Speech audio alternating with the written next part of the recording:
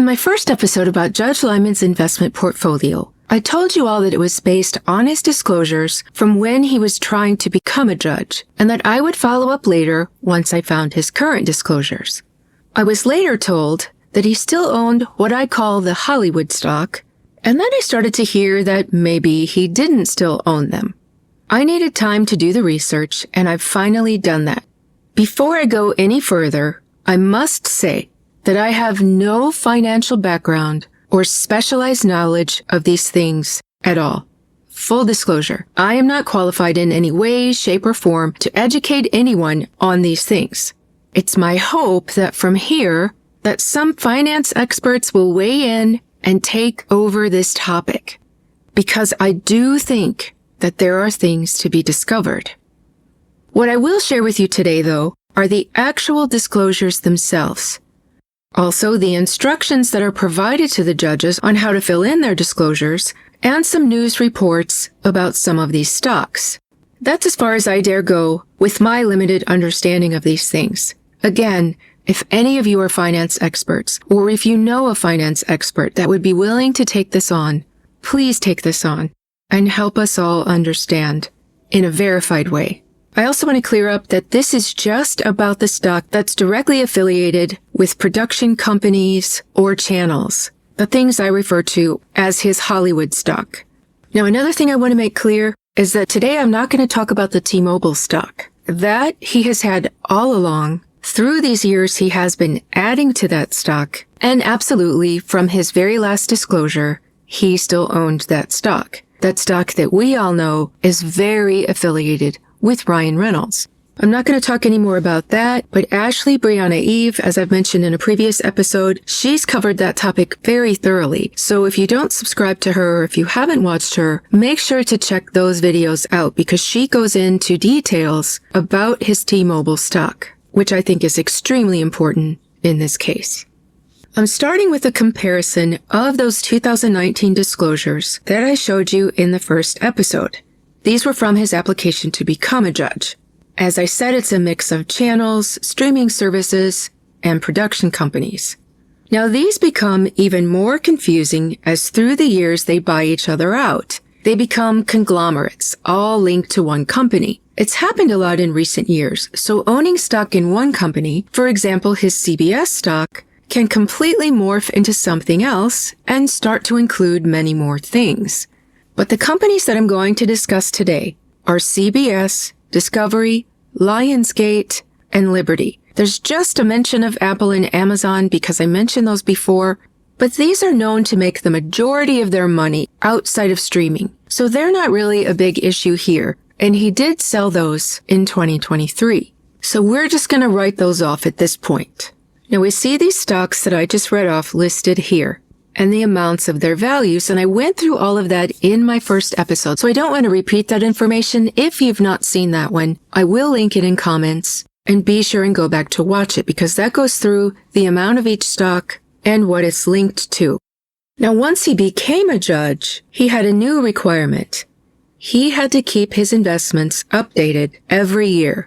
We have those up to this current year, and it's very detailed of every single stock owned that every judge must fill in for himself, his wife, and any minor children he might have living at home. Now, we saw this affect him when he was accused of not disclosing his stock in Bank of America. He was recused, in fact, on that case after he had granted a motion to dismiss with prejudice, just like we've seen him do in this case. When it was brought to his attention, he played ignorant, saying that he wasn't aware that his wife had that stock in Bank of America. But he had already had to disclose this stock more than once, so we know that's not true. And if he forgets that easily, perhaps a judgeship is not right for him. Uh-oh. Did I say that out loud? Oh, me and my opinions. We see the list again in 2020, and these relevant ones are still there. Do you see that same list I've been talking about? CBS, Discovery, Liberty, and Lionsgate. Now we see he had two different types of Lionsgate stock. This is the stock that's mentioned in Brett's latest filings. For this one, I would really need for a finance expert to explain the difference in the two, But these are two different classes of stock, with one being described as voting. So I would assume that that's a stockholder that has some voice in the actual company. When the company takes votes of what they're going to do, I'm assuming that means he would have the right to vote. Now, this one he sold in 2020. But there is this second, that's none, that he still owned in 2020 here on his disclosure form. Now, on all of these follow-up disclosures, we see that there are new ways of reporting since the one from his application. That's because these are updates. The first one was just a straight-up declaration. Now he has to include things such as when he buys or sells or even partially sells these stocks. So we see a lot more filled in across these rows. So on his application, we only saw the first 4 filled in, and those had to do with the type of stock and the stock's value. But now with these extra ones, he has to include what the transaction is and the date of the transaction, and then repeats the letter that corresponds to the stock's value. These are very important to our discussion today. A lot of them haven't had anything happen to them, but we see them still listed here because it has to be a full disclosure. Now, there are some that are marked with an X, as I've highlighted here, but on this very form, we see instructions for that. Just above that column, it tells us that these are investments that were exempt from prior disclosure, and we'll see what that means in just a moment. So something has changed about each of these stocks. He had them last year, but for some reason or other, he didn't have to disclose them then. And now, for some reason, they must be disclosed. Then we notice that all these so-called Hollywood stock, they're marked not with an X, but with a Y. And there's no explanation on the sheet. There's no more information at the bottom. There's no more information across the row. There's just this Y. And more surprisingly, all of these stock never show up again on all of the later disclosures. I was stumped. I wondered whether it means they were sold, but clearly that wasn't it because the ones that were sold or even partially sold had stated that across the row. These stated nothing. Now, I may not be good at finance sheets, but I'm good at not letting go and digging deeper. So after panicking for a moment and fearing I may have wrongly trusted my source who said that he hadn't sold them, I noticed the sheet referred to instructions. So I found those, and voila, I found the Y. I also found the X. So as I said, I would explain that in a moment. That moment is now. An X, as it said, it was something that was exempt from disclosure previously. What would cause that? Assets that increased in value to over $1,000 or the income earned is over $200 at any time during the reporting period. So, if your stocks are doing poorly, if they're grossing less than $200, you don't have to report them. A second criteria is if you inherit them. So if you buy them, that has to be disclosed because you've spent money. But if you inherit them, you haven't spent anything. So you don't have to report that as bought. So you would mark it with a Y to explain why they're showing up now. Or assets now reportable due to marriage. So say you get married, the person you marry has stocks. Those weren't on yours last year, but now they are, so they must be disclosed. Now on the opposite of that, we have Y. This is for previously reported stocks that we no longer have to report. So I'm going to look at 2 and 3 first. Assets owned by a former spouse. So, for example, you get divorced. What used to be joint marital property is now your former spouse's property. It's no longer yours. You don't have to report it. By the same token, number 3, assets held by a child that is no longer a dependent. So if your dependent child had stock, since they were a minor, it technically belonged to you until they came of age, where they could legally own it. So if your child came of age during the last year, their stocks are no longer yours. You'd mark it with a Y. You don't have to report it anymore. And now we get to the first one. We know these other 2 are not the issue. So the first one, assets that drop below the 1,000 reporting threshold, and we saw that threshold for the X, or the income earned is less than 200 during the entire reporting period. So, if you have stocks that you sell, you must report them as we saw previously, sold and the date. But if you have stocks that are going to disappear, you have to explain that disappearance if it's not sold. You explain it with a Y. It's one of these three things. We know 2 and 3 don't apply, so that means these stocks dropped below the threshold that he has to report. This would make sense in 2020, because what happened in 2020? The COVID lockdown. Most businesses lost money, and Hollywood-type businesses lost dearly. At that time, there wasn't a lot of streaming besides Netflix, Hulu, and Prime, so this really could explain them not meeting that reportable threshold in 2020. The odd thing is, we never see any of them again. Are they still below threshold? Did he sell and forget to report? What happened to them? One thing we've noted with these carefully planned forms and their instructions is that it's meant to hold these judges accountable for their finances in a very detailed manner. There are other pages in these disclosures that we're not talking about today where they have to report situations where they've been reimbursed for something. They have to report who reimbursed them, what they were reimbursed for, and how much.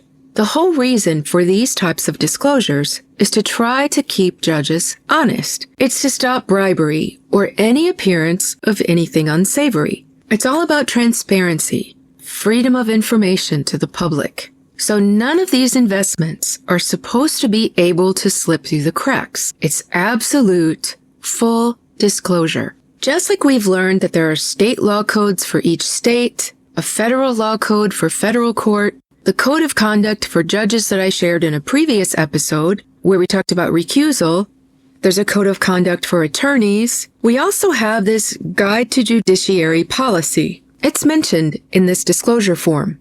And on the disclosure form, next to sales, it links this section of that code, section 325 and 325.10.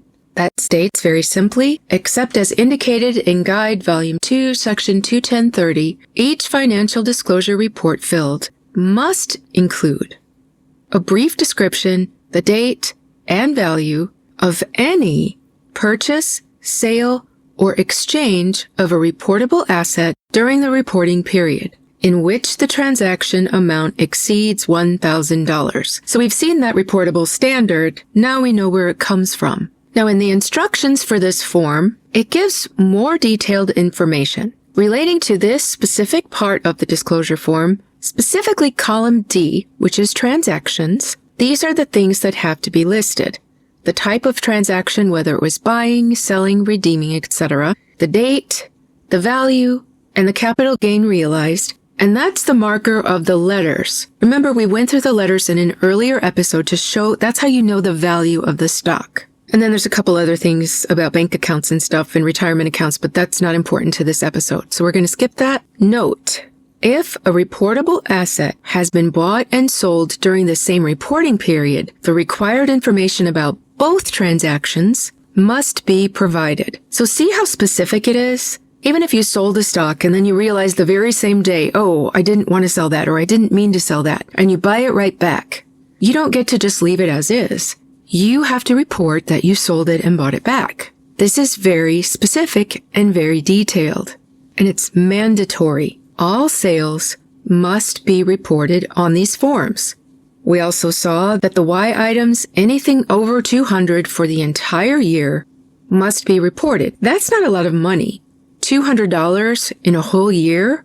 But that's the requirement. That's a very, very low requirement. So needless to say, it's strict, but it has to be reported.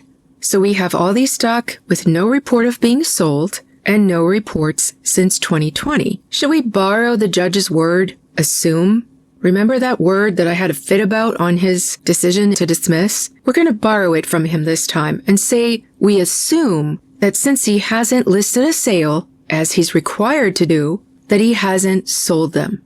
That leaves the only answer is that he's earning less than $200 a year and has been since 2020, the last time he reported them. Now that seemed a little hard to believe, but I didn't let you down. I looked into it. So what's going on with this stock? We're going to start with CBS and go down through the list. CBS is one of the problematic ones because they've merged. They merged first with Viacom. That means that from that time of merging, you won't find CBS as a listed stock anymore. This happened between August and December of 2019.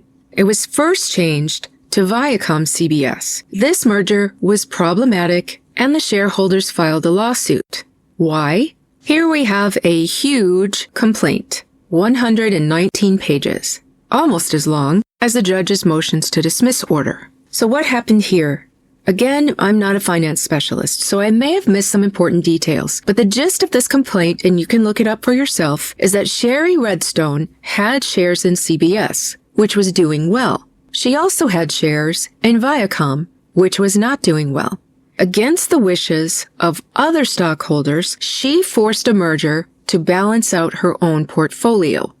This helped herself and anyone who had both or only Viacom stocks, but here we see the nature of buyouts. Those who, like Judge Liman, only had CBS had their high-yielding stock replaced after the merger by Viacom CBS stock, and they took a loss of $8 per share. This is a very plausible explanation for Judge Liman's loss, which could put him under that reporting threshold. But where is it now? We see this lawsuit was successful in 2023. They settled for $167.5 million. This money was to be paid out to the CBS shareholders, like Judge Liman. Now this stock later merges again with Paramount Global. This would have shifted his stocks yet again. We haven't seen them show up on his disclosures again, and since there's also no sale that's shown up, the assumption we can reasonably make is that he still owns them, but that they're reflecting either a loss or a minimal yield of less than $200 a year. Now, Paramount Global is the company that has a first-look contract with Ryan's company, Maximum Effort.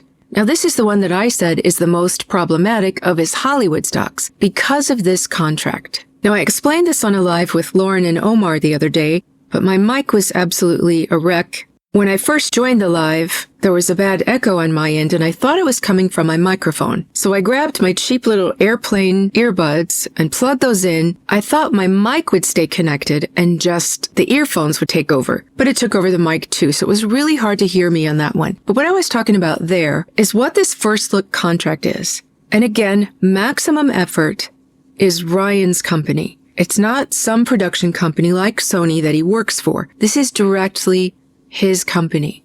So this contract is between Maximum Effort and Paramount, and it's called First Look. So anything that Ryan creates through his own production company, Paramount Global gets first dibs. If they like it, they get to buy it. If they pass on it, then it goes out to someone else. This kind of contract, I'm sure they've paid millions for this. That means they expected him to put out valuable content.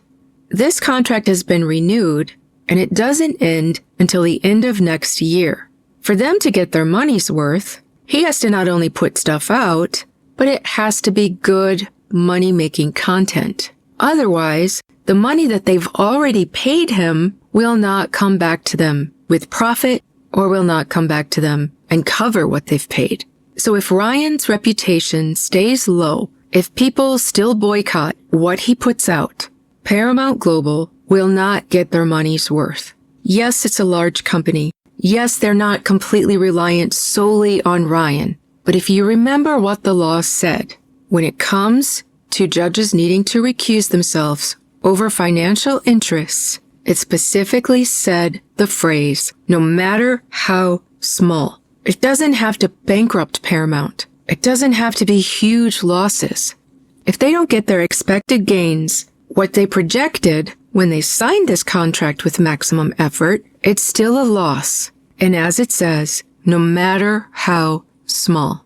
So, if Judge Liman is still holding on to this dying stock, this stock that's so low it's below the reporting threshold, he could be further harmed than he already has been if Ryan fails. Do we see what the fuss is all about?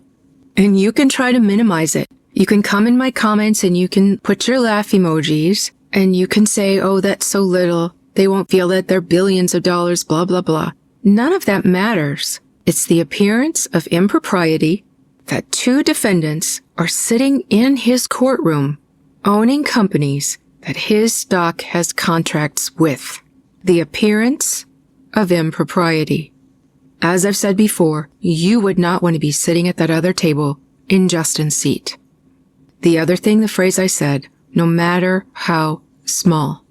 Now let's move on to Discovery. We see another merger. Discovery, which had already been affiliated with AT&T, combines with Warner. This article is very helpful because it describes how it will affect the shareholders. Just like the last one with CBS and Viacom, this looks more favorable to the AT&T shareholders and less to Discovery. Again, Judge Liman's on the losing side, just like he was with CBS. It describes the structure of this merger, calling it a reverse Morris Trust transaction. Don't ask me to explain that to you because I have no idea what it means. But we don't have to know, we just have to look at this. It shows how much it was sold for and how it affects the shareholders. So the AT&T shareholders received 1.7 billion shares, representing 71% of the new Warner Brothers. Now Discovery, what do they get? They get what's left over, 29%. So Discovery's existing shareholders own the remainder of the new company. So what happens? Of course, another lawsuit. They won just a little under a year ago in July of last year, $125 million to Discovery shareholders because it wasn't a fair divide again, just like with CBS. And we see the very first paragraph says Discovery shareholders will receive $125 million as part of a 2022 class action lawsuit settlement following the $43 billion merger between Discovery and AT&T's Warner Media, which created Warner Brothers Discovery. And at the bottom, Discovery shareholders of record prior to the April 2022 merger closing date will be eligible for settlement funds. This would be Judge Liman, as it looks like he hasn't sold those stocks. And we know that he had them since at least 2019. But we see the shareholders why they were angry, because they had to take a loss. They went from owning a share in one company to being minority shareholders in a huge conglomerate. Now Warner Brothers is tied to Ryan and Blake as well. Again, for all of those details, you can watch my first video about it. That's linked in comments. Next in line we have Liberty. That's the stock that's affiliated with Formula One. We know that one of Ryan's most recent acquisitions was buying a Formula One team, Alpine. Now Liberty had done pretty poorly in 2022, but it looks like it's not done so badly since then, especially last year. So we may see this one back on the disclosure form once it's fully submitted. As we stand right now, 2025, of course, isn't over, so it's not been fully reported and disclosed on. 2024 has only been partially submitted, only reporting one sale. So we should be seeing his full disclosures sometime soon. Previously, I think they were disclosed in May. It's June now, so it should be any day now that he should be disclosing 2024. And maybe we'll see some of these pop back up. And that leaves us with Lionsgate. Lionsgate has not done well. This could be a reason for it not having been reported since 2020. Again, I stress, there's no sale record, so it leads us to assume that he does still own it. But this stock is very important in this lawsuit as well, especially to Brett and Aiko's part of the lawsuit, because it's affiliated with... Now, I've stolen this chart from an upcoming episode about Brett and Aiko. That kind of got put on hold a little bit because this new information came up, and I think it's important to clear these up first, right away, since Brett's filed new documents about this. We have to be sure about all of this, but we'll be getting to that very soon. But this chart is from that, and you're going to see some names you probably don't recognize that will be explained there, but these are different ways that it's connected to Brett and Aiko. Not all of these relate to Wayfair, but these names you don't recognize are parts of Ryan's creative teams. These are digital and virtual effects creators. We also see Aiko's ex that we heard them talk about on Leanne's interview with him. I'm going to link that too, so if you missed it, you get a chance to go watch. But Lionsgate is affiliated with 3 Arts Entertainment, as most of these production companies are linked to other companies. Now, what have they been involved in? They're involved in Mythic Quest, which is one of the big ones in Brett and Aiko's lawsuit. They were also in a movie called Chaos Walking. Now, this has connections. Thomas Elder, who is a VFX creator in Deadpool 2, also worked on Chaos Walking. And you know who the director was in that? Judge's brother, Doug Liman. What else is Lionsgate connected with? Wrexham. If you don't remember that name, that's Ryan Reynolds' soccer team. It's not only his soccer team, but he's made money off of it in multiple ways, including maximum effort producing that show and marketing that show. He's the spokesperson. He's worked all kinds of sponsorship deals with it. He makes money in multiple ways off of Wrexham. His partner, Rob McElhenney, is a co-creator of Mythic Quest. He also had a part in Deadpool and Wolverine, but it got written out. Lionsgate and 3 Arts also helped produce A Simple Favor and Another Simple Favor. And we know Another Simple Favor just premiered during the course of this lawsuit. So the judge that's sitting on the bench for this lawsuit owns stock in the company that helped produce Another Simple Favor, which just premiered during the course of this lawsuit. Does that not give an appearance of impropriety? It's linked to Ryan and Blake, and Paul Feig talked about doing a 3rd Simple Favor movie. That could be in the works right now for all we know. And that affects Judge Liman's portfolio. Again, we can only assume that there hasn't been a sale since the judge is required to report a sale, and there hasn't been one reported. Since it's not been reported, we can assume that it's a dying stock, that it's reporting so low that it's either losing money or it's under that threshold of $200 per year. As such, he certainly wouldn't want that stock to die even more, right? Isn't that a safe assumption? Since Judge Liman's so fond of assuming things? I mean, it's already kind of sketchy, so I hear, that the guy came in with almost $40 million in a portfolio. And now we've got all of this. So, this is my interpretation of these documents. As I said at the beginning, I am not an expert in this field. I'm only showing the sources and how they appear to my eyes. I again request with my whole heart that if anyone is a finance expert or knows anyone that is, please take this information and verify its meaning. I fully welcome that. If I'm wrong, come with proof. Tell me I'm wrong. I'll put you on my channel. I welcome it. I've shown you all of my sources so that you can go back and look them up yourselves.